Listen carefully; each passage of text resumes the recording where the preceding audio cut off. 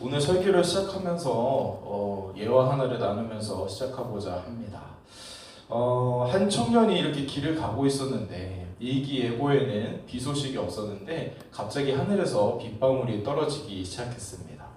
그래서 우리가 길을 가다가 비가 오면은 대체로 옆에 건물이나 이런 처마에 숨어들기 마련인데요. 이 청년도 주변을 보니까 건물이 있었고 그 건물에 처마가 있어서 그곳으로 비를 피하기 위해 달려갔습니다. 근데 역시 이 예보에도 없던 비였기 때문에 이미 많은 사람들이 비를 피하고 있었는데 그곳에 다행히도 청년이 간신히 들어갈 만한 정도의 자리가 되어서 이 청년이 뛰어들어가서 그 자리에 함께 처마 밑에서 비를 피하게 되었습니다. 그런데 빗방울이 조금씩 굵어지기 시작하였을 때 어떤 아저씨께서 갑자기 처마 밑으로 또 들어오게 된 겁니다. 안 그래도 좁았었는데 공간이 없었는데 아저씨가 옴으로 인해서 이 몸이 밀려나게 되었고 결국에 이 청년은 처마 밖으로 밀려나게 되었습니다. 청년은 조금 황당했지만 정말로 황당한 일을 당한 것이지만 누구 하나 이 사람들 중에 누구 하나 이의 제기를 하지 않고 이 상황에 대해서 얘기하지 않고 모른 척 딴청을 피우는 것을 보게 되었습니다. 함께 비를 피하고 있었던 할아버지가 갑자기 청년을 향해 이렇게 얘기했습니다. 청년, 세상은 다 그렇고 그런 거라네. 세상은 다 그렇고 그런 거니까 지금 그냥 아무 말도 하지 말고 그냥 가게. 이런 식으로 얘기를 한 겁니다. 청년은 비를 홀딱 맞으면서 그 사람들을 잠시 보고 있다가 빗속으로 사라졌습니다. 그러고 나서 다시 돌아와서 자신을 외면하던 사람들에게 우산을 사와서 하나씩 나눠주면서 이렇게 이야기했다고 합니다. 세상은 다 그렇지만은 않습니다. 라고 이야기했다고 합니다. 사람들은 청년이 나눠준 우산을 들고 잠시 생각에 잠겼다가 하나둘씩 제 갈 길로 흩어졌습니다. 하지만 그 세상은 다 그렇고 그런 거다 라고 이야기했던 이 할아버지는 청년이 준 우산을 들고 잠시 생각하더니 도저히 이걸 쓰지 못하고 바닥에 내려놓고 비를 맞으며 돌아갔다라는 예화의 이야기입니다. 여러분, 우리는 이 예화를 통해서 세상은 다 그렇고 그런 거야 라고 세상의 잘못된 흐름에 수긍을 하는 할아버지를 볼 수 있고 또 반대편에 서서 세상은 아직 다 그렇지만은 않습니다 라고 말하며 세상의 흐름을 따라가지 않는 청년의 모습도 볼 수 있습니다. 예수를 믿는 우리 그리스도인들은 이 청년처럼 세상과 다르게 선택해야 될 때가 있습니다. 할렐루야.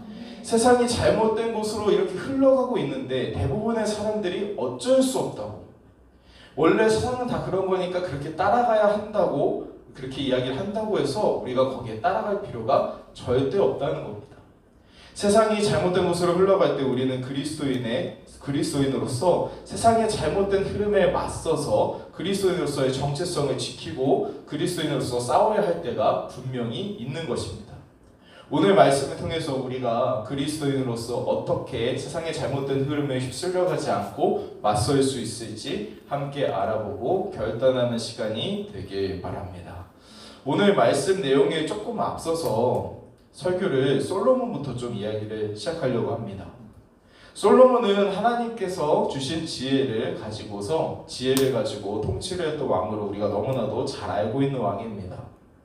솔로몬은 비교적 어린 나이에 이렇게 왕이 되었지만 하나님께 일천번제도 드리고 그리고 하나님의 성전을 건축할 정도로 엄청나게 하나님을 사랑하는 사람이었습니다.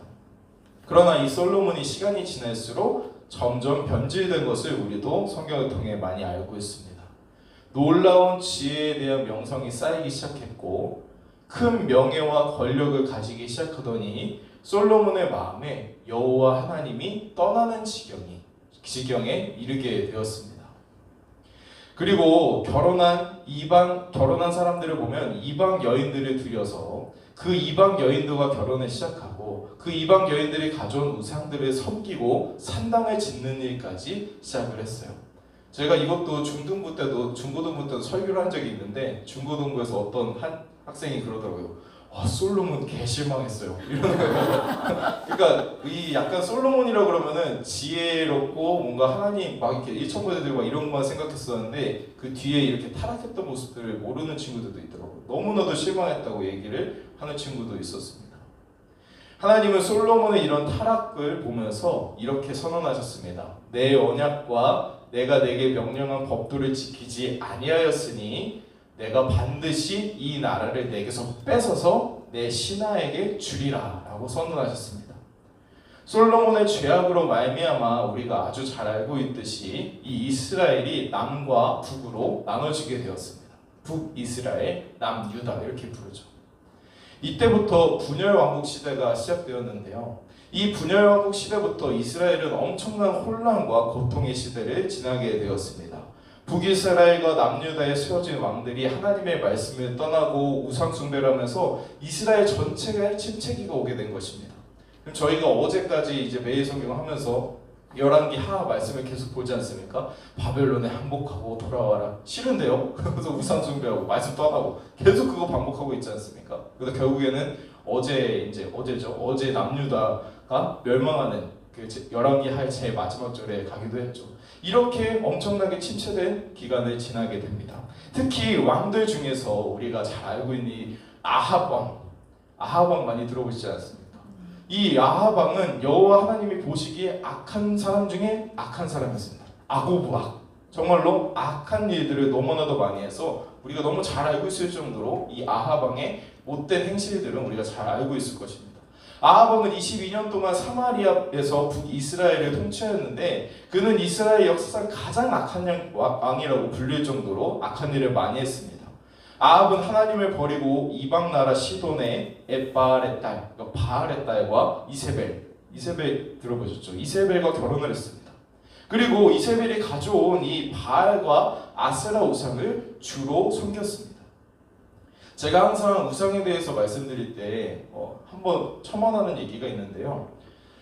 우리가 우상 숭배하면은 뭔가 우상한테 되게 절하고 그리고 와 우상 정말로 멋지다 이런 정도로 생각하지만 사실 성경을 자세히 읽어보시면 우상 숭배가 내 아이를 그냥 불 가운데로 지나게 하고 그리고 불타고 있는 쇳덩어리 안에 아이를 집어 던지고 그리고 우상 앞에서 남녀 성관계를 맺고 그리고 이 바알 신이 이제 하늘에서 비를 내려줘야 된다고 그러면서 막 이제 남자들이 사정을 하고 이런 진짜 역겹고 더러운 건데 이런 거를 솔로몬도 이제 우상을 섬기면서 가져왔고 그리고 이 아합 왕도 이 이스라엘 백성들에게 만연하도록 퍼지도록 만들었다는 것입니다.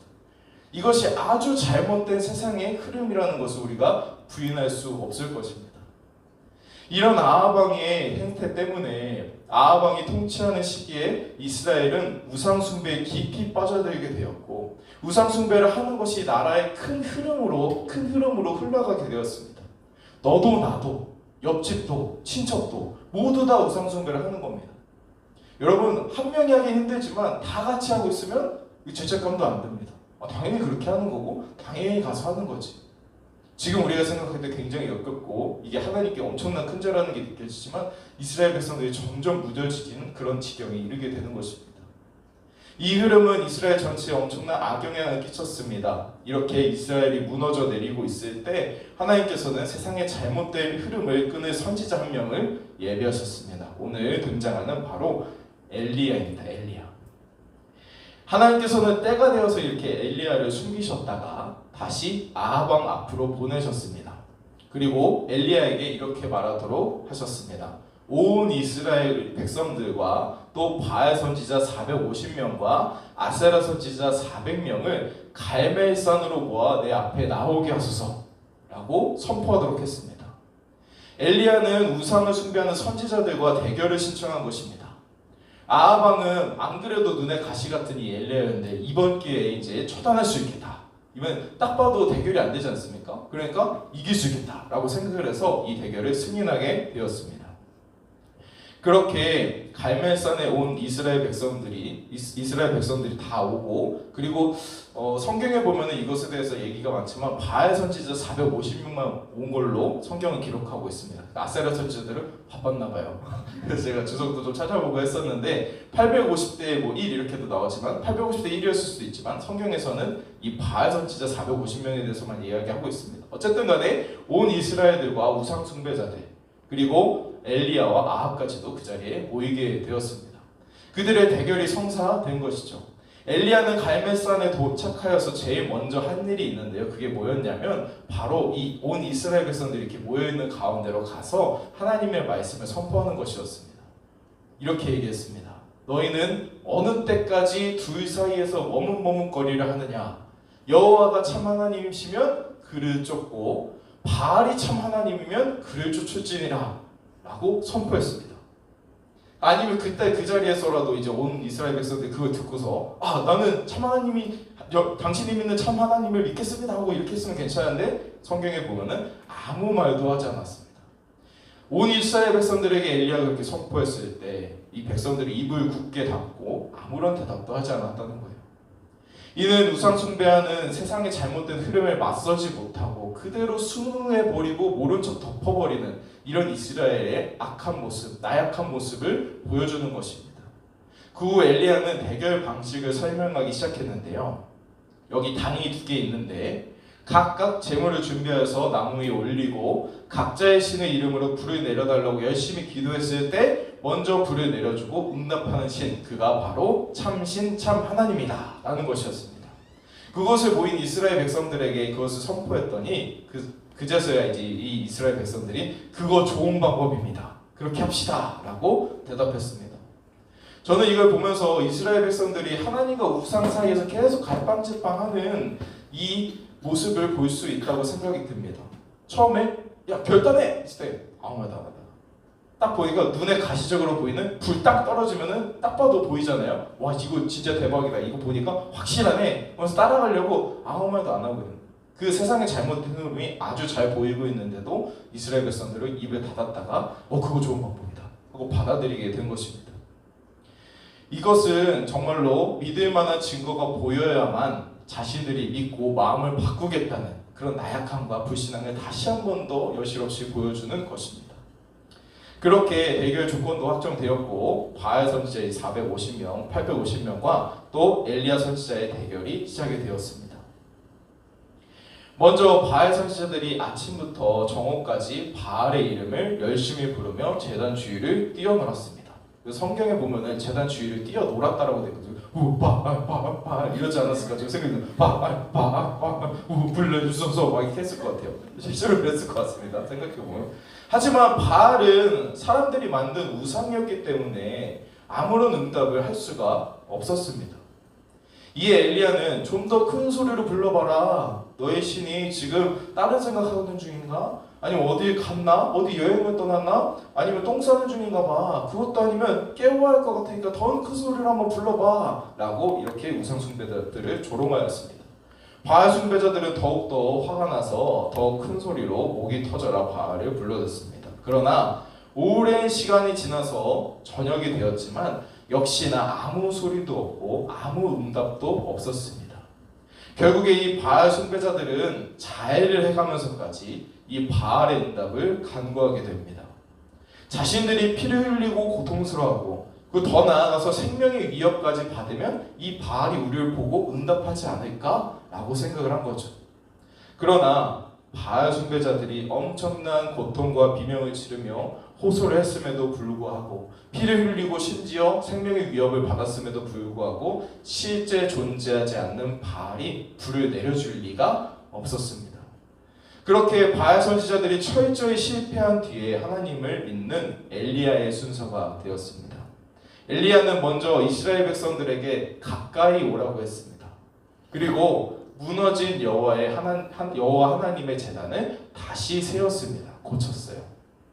제단을 모두 세우니 엘리야는 제단 주위에 물이 흐를 수 있도록 또랑을 팠고 그리고 물을 가져다가 그 제단 위에 번제물과 나무에 3번씩 그 물을 끼얹어서 적셨습니다. 제단에 부은 물이 아주 많다 보니까 제단을 타고 또랑에 가득 찰 정도로 물이 많았습니다.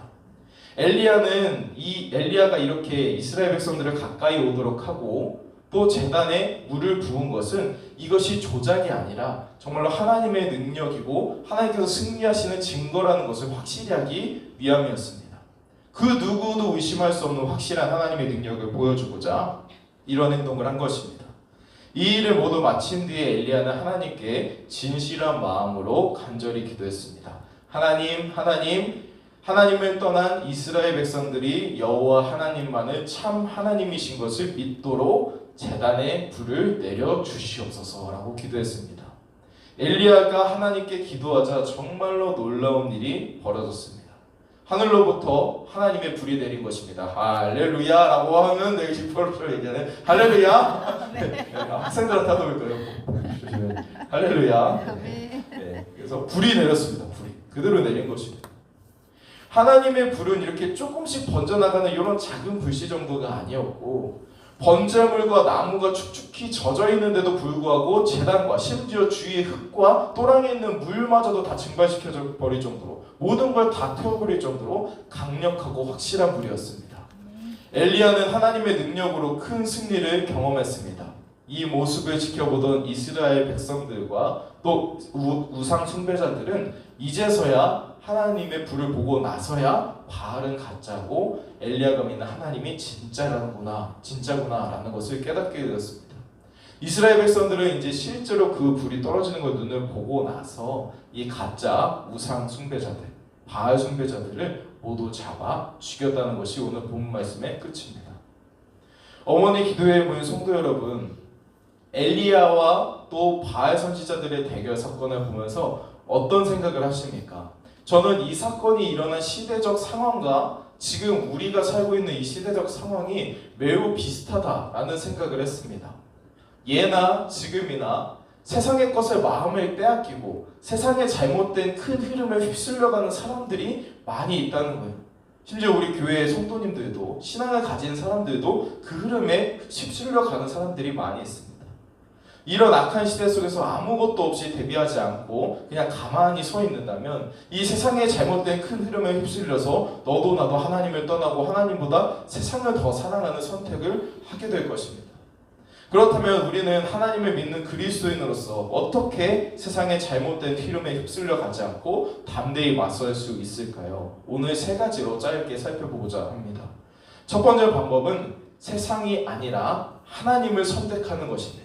세상이 아니라 하나님을 선택해야 된다. 좀 더 명확하게 말을 하자면 하나님의 자녀로서의 정체성을 확실히 가지고 하나님을 언제나 선택해야 된다는 것입니다. 엘리야는 갈멜산에서 하나님의 백성이라는 정체성을 잃고 헤매이는 이스라엘 백성들에게 가장 먼저 이 부분을 지적했습니다. 열왕기상 18장 21절 말씀 한 목소리로 읽도록 하겠습니다. 시작! 엘리야가 모든 백성에게 가까이 나아가 이르되 너희가 어느 때까지 둘 사이에서 머뭇머뭇하려느냐. 여호와가 만일 하나님이면 그를 따르고 바알이 만일 하나님이면 그를 따를지니라. 백성이 말 한마디도 대답하지 아니하는지라. 아멘.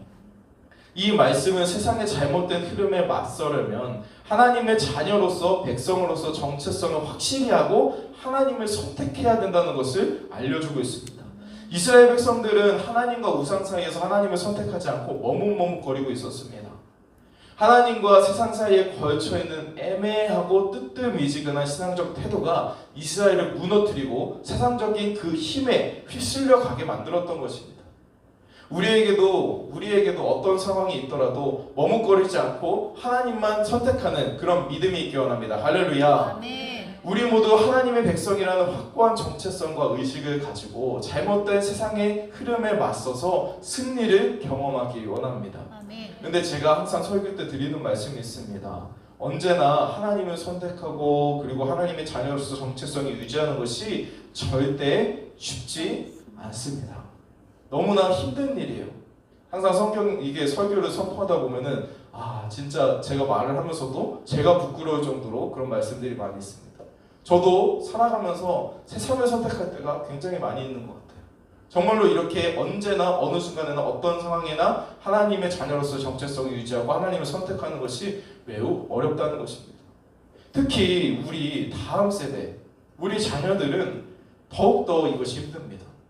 신앙에 대해서 아직 연약하고 자기 스스로 믿음의 결단을 하거나 하나님을 선택하기 어려운 아이들도 많이 있다는 것이죠.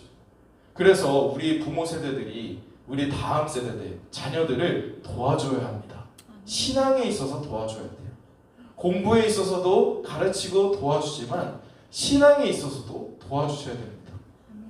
우리 부모 세대들이 먼저 하나님의 백성으로서 정체성을 확실히 갖고 어떠한 상황에서도 하나님을 선택하는 모범을 보여줘야 합니다.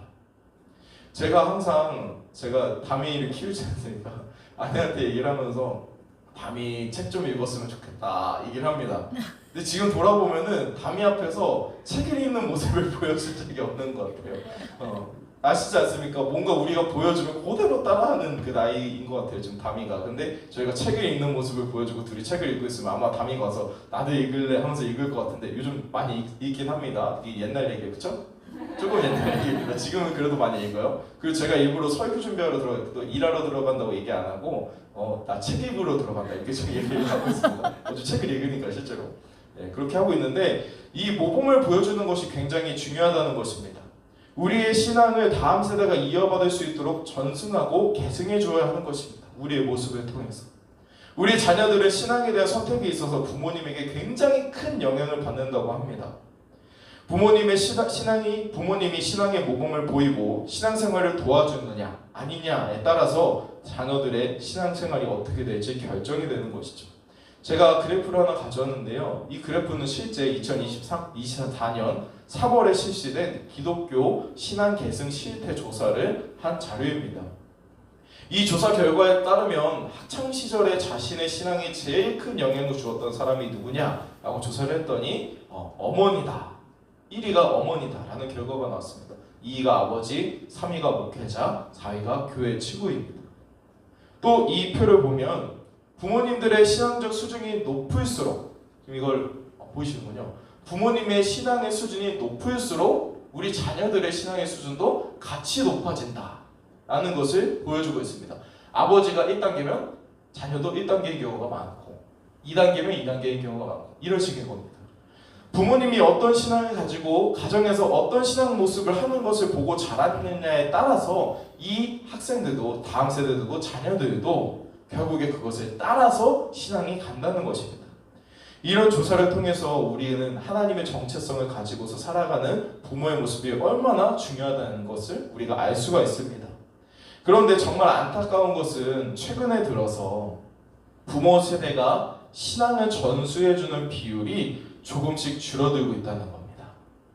여러분 어쩌면 우리도 저희 아버지 어머니께 신앙을 물려받지 않았습니까? 그러면 대체로 보면은 안 그런 경우도 있지만 아버지 어머니께서 엄청나게 굳건하시고 보수적인 흔들리지 않는 그런 신앙을 딱 가지고 계시고 그것에 대해서 우리가 왔고 그리고 이게 다시 흘러가는 거지 않습니까? 그럼 약간씩 물 타는 것처럼 희미해지는 느낌이 아닌가요? 희미해지는 느낌이 드는 경우가 좀 많이 있는 것 같아요.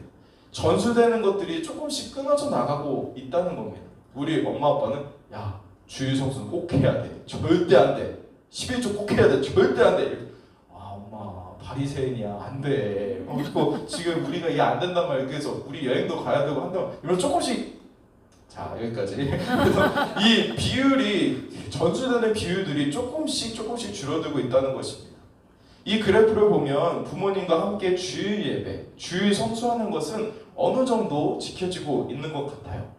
주일 성수에 있어서 오히려 아버지가 이 일도 하시고 그리고 집에서 잠자느라고 못 하시는지 1% 정도 학생들보다 조금 더 낮은 그런 어머니를 따라가는 모습을 볼 수가 있는데요. 그런데 정기적인 11조 그리고 교회 봉사와 열심과 전도에 있어서는 계속 계승되지 못하고 낮아지는 것을 볼 수가 있습니다. 전도가 안 되니까 지금 우리나라의 국가적인 문제가 무엇입니까? 이 자녀 출산율이지 않습니까? 그것처럼 새로운 태신자들이 만들어지지 않다 보니까 점점 더 약화되어 가는 것입니다. 쉽게 말해서 부모님의 신앙이 다음 세대에 제대로 계승되지 않다 보니 대부분의 자녀들이 부모님보다 못한 신앙을 갖게 되는 겁니다. 여러분 실제로 주변을 둘러보시면 아주 가끔 예외도 있지만 자녀의 신앙이 부모의 신앙을 월등하게 뛰어넘는 경우가 많지는 않습니다. 대부분 자녀의 신앙이 부모의 신앙을 따라서 그렇게 이어가게 되는 것이죠. 왜 이렇게 신앙의 계승이 끊어지기 시작했을까? 그것도 조사를 해보았더니 그것은 바로 부모 세대들의 신앙이 확고하지 않기 때문이다라는 조사 결과가 있습니다. 부모님들이 자신의 신앙이 확실하지 않다 보니까 이 신앙을 계승해주지 못한다는 것입니다. 이거 부모님들이 고백한 내용입니다. 부모님들 자신이 생각했을 때 내 신앙이 확고하지 않다 보니까 우리 자녀들에게 이 신앙을 확실하게 못 물려주는 것 같다라고 대답했습니다. 최근에 부모님들 신앙이 확고하지 않다 보니 신앙 계승이 이루어지지 못하고 있습니다. 나에게 확신이 없으니 다음 세대들한테 신앙의 모범이 될 수 없고 확실하게 신앙 교육을 시킬 수 없는 것입니다.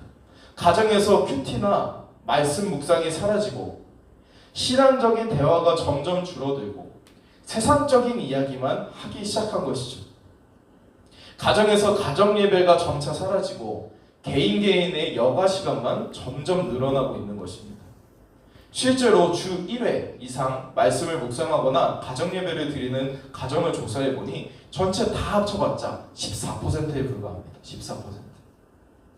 어머니 여러분, 우리 자녀들이 다음 하나님의 자녀로서 정체성을 가지고 하나님만 선택하길 원하십니까? 할렐루야. 아멘. 우리가 먼저 흔들리지 않는 신앙을 가지고 하나님을 선택하는 믿음을 가지고 그걸 전수해줘야 합니다. 자녀에겐 우리의 도움이 필요합니다. 신앙생활은 그냥 네가 알아서 하는 거야가 아닙니다. 공부하듯이 실제로 교육을 시켜야 하는 것입니다. 가정에서 가정 예배를 드리고 하나님에 대한 대화를 나누고 은혜로운 말씀을 나누고 신앙에 대한 대화를 나누고 큐티와 말씀 묵상이 이루어지는 가정에서 자란 이 자녀들은 확고한 믿음을 가지고 신앙적 수준도 다 같이 높아지는 것을 볼 수가 있습니다. 어머니 여러분, 자녀들이 잘못된 세상의 흐름에 휩쓸려가지 않는 돌파구는 아주 확실하고 명확합니다. 그것은 가정 예배와 가정 기도 또 말씀 묵상과 신앙적 대화를 가지는 것입니다.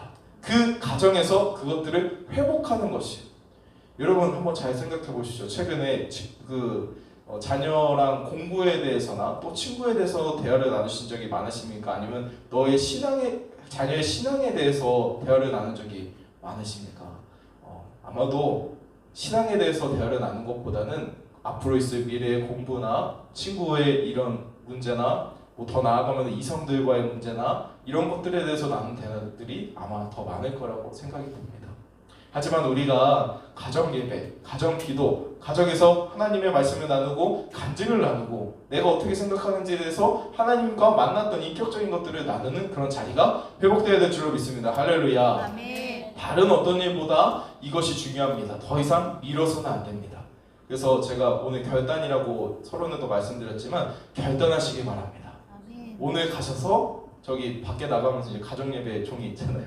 가져가셔서 가정 예배를 오늘 한번 들어보세요. 저희는 가정 예배를 수요일날 저녁 예배 끝나고 집에 돌아가면 드리는 걸로 이렇게 잡아놨습니다. 이렇게 날짜를 꼭 잡아놓고 시간을 잡아놓고 그때 한번 오늘부터 시작을 해보시기 바랍니다. 또 본문 21절 말씀을 보면 한국 성경에는 이렇게 좀 생략이 되어 있는데 핫세이핌이라는 단어를 쓰고 있습니다. 두 나뭇가지의 갈라짐이라는 의미를 가지고 있는데 이 원어를 보면은 이 단어의 원래 의미를 살려서 본문 21절 말씀을 조금 더 이렇게 다시 번역하자면 이렇습니다. 너희는 언제까지 두 개의 나뭇가지 위에서 절뚝거리고 있겠느냐라는 표현이 되는데요. 이 말씀을 드리는 이유가 우리가 얼마나 지금 이게 급박하고 미뤄서는 안 되는 일인지 확실하게 말씀드리고 싶어서입니다. 우리는 우리 자녀들이 나뭇가지 위에서 온전한 다리가 아니라 절뚝거리는 불편한 다리로 매달려 있는 상태라는 것을 깨달아야 해요. 만약에 다미가 지금 저기 무화과나무 같은 데 올라가가지고 꼭대기에서 막 아빠 나 좀 보세요 이러고 있으면 어떻게 해서 빨리 뭐하다가 빨리 가서 잡지 않겠습니까? 지금 우리 아이들의 신앙의 상태가 그렇다는 겁니다. 언제 넘어지고 실족하여서 잘못하면 생명을 잃을지도 모르는 언제 떨어질지 모르는 그런 긴박한 상황에 있다는 것입니다. 이렇게 하나님을 선택하지 않고 두 개의 나뭇가지 위에서 절뚝거리는 결과는 결국에는 죽음입니다. 죽음. 영적 죽음입니다. 영적 죽음. 오늘 본문 말씀에 보면은 의도적으로 핫세이핌이라는 이 단어를 바알 숭배자들이 아까 제가 우우우우 하지 않았을까? 이거 절뚝거린다는 거 거기에도 사용을 하고 있습니다. 성경은 이렇게 단어의 연결을 사용하는 경우가 많이 있거든요. 의도적으로 지금 이스라엘 백성들이 머뭇거리고 있는 것과 이 바알 숭배자들이 우우우우 하고 있는 것 같은 단어를 사용해서 연결하고 있다는 거예요. 이 바알 숭배자들이 우상제단을 들면서 한쪽 다리를 들고 또 다시 다른 한쪽 다리를 들고 이렇게 뛰노는 이 기괴한 장면을 같은 단어를 사용하고 있어요. 바알 숭배자들이 목이 터져라 바알의 이름을 부르고 제단 주위에서 기괴하게 뛰어노는 모습이 얇은 나뭇가지 위에서 언제 떨어질지 몰라 위태롭게 매달려 있는 그 모습과 같다는 것을 설명하고 있는 것입니다. 바알 숭배자들은 결국에 어떻게 되었습니까? 그 나뭇가지에서 추락하였고 실패했고 모두 죽임을 당하게 되었습니다. 속히 하나님을 선택하고 하나님의 편에 서서 하나님의 구원을 경험하는 우리가 되기 원합니다. 할렐루야. 아멘. 두 번째로, 자 뒤에 2, 3번은 짧습니다. 두 번째로 세상의 잘못된 흐름에 맞서려면 예배를 회복해야 됩니다. 할렐루야. 아멘. 열왕기상 18장 30절 말씀에 보면 이렇게 말씀하고 있습니다. 한 목소리로 읽겠습니다. 시작. 엘리야가 모든 백성을 향하여 이르되 내게로 가까이 오라. 백성이 다 그에게 가까이 가매 그가 무너진 여호와의 제단을 수축하되. 아멘. 엘리야는 잘못된 우상 숭배의 흐름에 대적하기 위해서 제일 먼저 하나님의 제단을, 여호와 하나님의 제단을 수축했습니다. 수축했다는 것은 고치고 재건했다는 의미입니다. 믿음의 선진들이 그랬던 것처럼 하나님께 드릴 예배를 먼저 다시 한 번 더 점검하고 세워나갔다는 것입니다. 오늘 본문 말씀의 배경이 되는 이 갈멜산의 갈멜은 울창한 나무숲, 많은 나무들, 비옥한 땅, 이런 의미를 가지고 있습니다. 그래서 이곳에 포도원이 있었고 많은 열매를 수확하는 곳이었습니다. 풍요로운 곳이었죠. 그러다 보니 그곳에 많은 산당과 바알 숭배 제단들이 있었습니다. 그리고 또 저 한켠 구석에는 무너져서 부서져 있는, 사용하지 않는 제단도 하나 있었는데요. 그게 바로 여호와 하나님의 제단이었습니다. 여러분 너무 슬프지 않습니까? 지금 우상 숭배자들의 제단은 매일매일 사용되면서 삐까뻔쩍하고 산당이 세워져 있고 너무나도 보기 좋은 곳마다, 나무 밑에마다, 어디마다, 너무 아름다운 곳마다 우상 숭배의 제단들이 산당이 세워져 있는데 저희 구석 한켠에 부서져 있습니다. 오늘 말씀에 보면 부서져 있어서 엘리야가 고쳤다고 되어 있어요. 한동안 사용하지 못했던 그 여호와 하나님의 제단입니다. 아방이 얼마나 이 하나님의 선지자들을 괴롭히고 처단하고 핍박하고 그랬는지 와서 제단에 이렇게 예배를 세워나가고 제사를 세워나갈 그런 상황이 되지 않았던 것입니다. 이미 주변에 많은 하나님의 선지자들이 죽임을 당하고 제단마다 부서져 있고 버려져 있는 상황 가운데 돌을 하나하나 옮겨가며 제단을 쌓아갔던 그 엘리야의 마음이 어땠을까요? 내 친구 선지자도 죽고 핍박하고 그 상황 가운데 아마 저는 생각하기로 눈물로 그 제단을 수축했을 거라 생각합니다. 진심으로 슬프고 마음이 찢어지는 애통이 있었을 것입니다. 그럼에도 불구하고 엘리야는 꿋꿋이 이스라엘 백성들이 보는 앞에서 여호와의 제단을 수축했습니다. 그리고 결국에는 하나님의 불로 응답을 받아서 큰 승리를 경험하게 된 것입니다. 우리에게도 이런 예배의 회복과 승리가 있기 원합니다. 할렐루야. 비록 어렵거나 수고롭더라도 오랜 기간 가정 예배가 무너지고 가정의 제단이 무너졌더라도 회복이 필요한 상태라고 할지라도 다시 한 번 더 가정 예배를 세워서 하나님께서 주시는 승리를, 은혜를 경험하기 원합니다. 제가 좋아하는 표현 중에 이런 게 있습니다. 교회 같은 가정, 가정 같은 교회. 수원명성교회 표하기도 했는데요. 교회가 가정이 되고 가정이 교회가 되는 모습 우리가 회복하기 원합니다. 아멘. 정말로 가정 가운데도 하나님께 예배하는 승리의 모습들이 드러나기 원합니다. 마지막 세 번째로 세상의 잘못된 흐름에 맞서려면 우리의 삶이 세상적 가치와 완전히 구별되어야 합니다. 열왕기상 18장 4절 말씀에 이렇게 말씀하고 있습니다. 한 목소리로 읽도록 하겠습니다. 시작. 엘리야가 저희에게 이르되 바알의 성취를 잡되 하나도 도망하지 못하냐 하매 곧 잡은지라 엘리야가 저희를 기소지에 내려다가 거기서 죽이니라. 아멘. 엘리야와 이스라엘 백성들은 바알 숭배자들이 잘못된 사람들이라는 것을 알게 되었을 때 한 명도 살려주지 않고 다 죽여버렸습니다. 가끔씩 중고등부에서 이런 설교를 하다 보면 이런 얘기를 합니다. 너무 잔인한 거 아니에요? 그래도 좀 봐줄 수도 있잖아요. 이렇게 이야기를 하는 학생들이 있습니다. 그러나 세상의 잘못된 흐름과 그리스도인의 삶은 절대로 하나가 될 수가 없습니다. 세상과 하나님을 동시에 사랑할 수 없는 것입니다. 중간지대가 없어요. 사실은 다리 한쪽 거치고 있는 게 말이 안 되는 겁니다. 만약에 내가 다리 한쪽을 거치고 있나? 생각이 든다는 것은 세상에 속해 있다는 것입니다. 여러분, 아예 끝이 갈라져 있는 나뭇가지처럼 떨어져서 만날 수 없는 것이 세상의 잘못된 흐름과 하나님의 믿음의 방향입니다. 분명 바알 숭배자 450명의 죽음은 잔인하고 혹독한 대가였지만 그 정도로 세상과 우리를 구별하는 것이 어렵고 힘든 일이라는 것입니다. 우리에게 세상의 것들을 단호하고 과감하게 끊어버릴 수 있는 마음의 결단이 있기 원합니다. 할렐루야. 아멘. 오늘 말씀을 통하여서 다시 한 번 더 예배를 회복하고 하나님을 선택하는 모든 어머니들, 가정 예배를 회복하는 우리가 되기 원합니다. 아멘. 이 시간